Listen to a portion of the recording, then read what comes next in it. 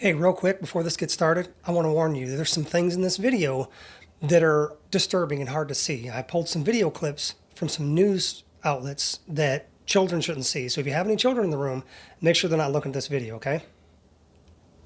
Let's continue. Hello, everybody, and welcome back to Walking It Up. Today we're going to be talking about how the world we live in today is an almost exact replica of what Paul talked about in the book of Romans, chapter 1, verses 13 through 34. So if you have your Bible or a Bible app, get it out and let's get to it.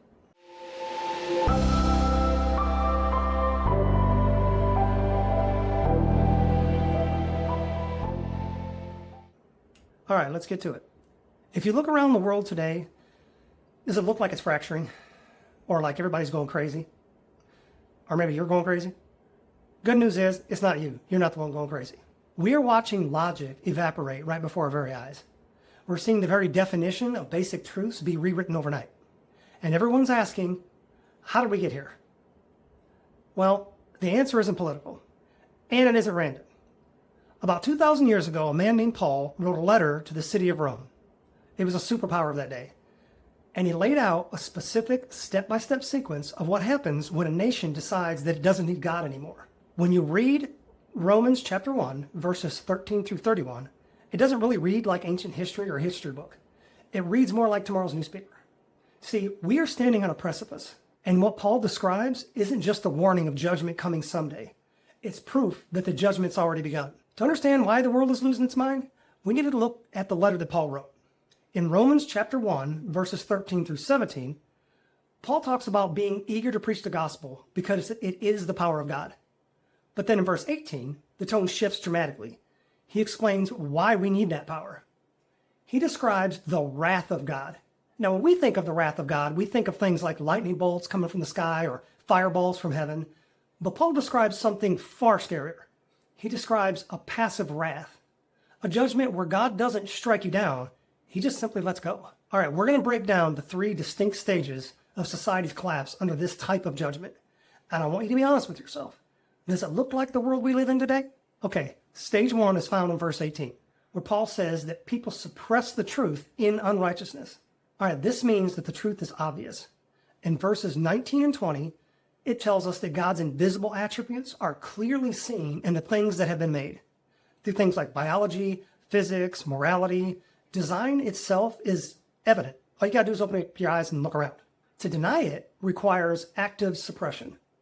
In other words, it's like the fact that you have to hold a ball, a beach ball or something, under the water. If you let go of it, it's going to pop up.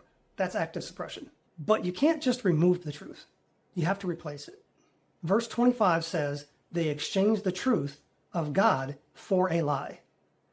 You see, we stopped worshiping the Creator and we started worshiping creation instead. In the ancient world, they worshiped statues and birds and beasts. But today, we worship things like the environment, the state, other people. Most commonly, we worship ourselves. We say things like, I am my own God. We think things like, I define my own reality. This is the first step towards this cliff. And once the culture commits to this lie, God initiates the judgment. This is one of the most terrifying phrases in the Bible. It appears 3 times just in this chapter alone. And it is this, therefore, God gave them up. So what did he give them up to? He gave them up to uncleanliness, and he gave them up to vile passions. When a nation insists on living a lie, God's judgment is to say, thy will be done. In other words, he removes this restraining hand. This is probably going to offend some people, and if you're offended for the word's sake. Paul specifically points to sexual confusion as the clearest signal of this judgment. Does that sound familiar? Verses 26 and 27 describe men and women exchanging natural relations for unnatural ones. Now listen closely. Paul isn't just listing a sin. He's listing a symptom. You see, when a society reaches the point where biology itself is rejected, where the most basic physical truths of human existence are denied, it is a sign that God has turned that society over to its own desires. You see, we aren't waiting for the judgment. The confusion is the judgment. I want to pause here for just a second because this is heavy. When you look at the speed in which things have changed, just in the last 10 years, does it feel natural to you? Or does it feel like a dam's about to break? Let me know in the comments. Do you think we're currently living in the time of the God giving us up phase? Or do you think there's time for us to turn the ship around? I'll read the replies after I post this video. And it goes viral. hopefully. All right, now we're at the final stage. The final stage is where Paul describes a debased mind. In verses 29 and 31 is a laundry list of societal collapse.